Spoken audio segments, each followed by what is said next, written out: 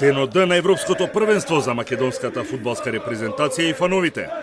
По 15 часот нашите фудбалери повторно ќе истрчаат на теренот на националната арена во Букурешт и ќе го играат клучниот меч на првенството и можеби најважниот во нивните кариери. Противник ни е чврстата селекција на Украина предводена од легендарниот Шевченко. За двете репрезентации овој меч значи се, бидејќи двете селекции доживеа порази во воведното коло.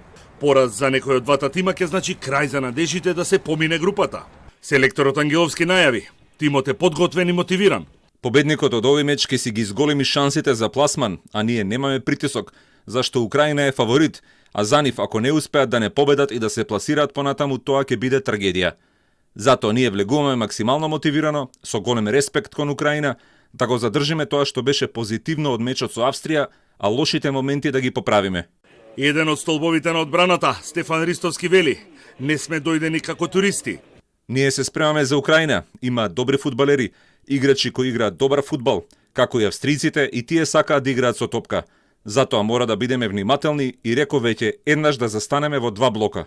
На Алиовски, Адеми, Пандев и Елмаски им се спротистави подмладената Украина, која ја сочинуваат фудбалери кои пред 3 години станаа младински светски прваци.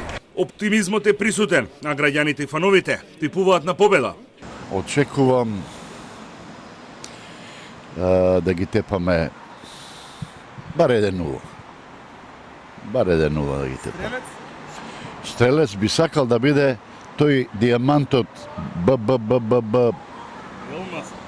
Барди. Тој е диамант. Тој би сакал да даде денес гол. Победа. 2-1 минимум. Стрелци. Оптимизам. Стрелци, Елмас и Пандев. Очекуваме победа за Македонија. Резултат 2-0.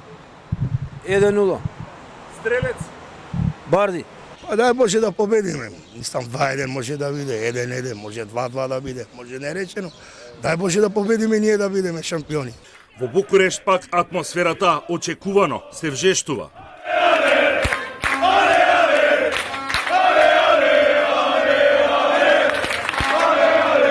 На првиот меч македонските фудбалери имаа поддршка од околу 4000 фанови, а денеска таа бројка ќе биде уште поголема.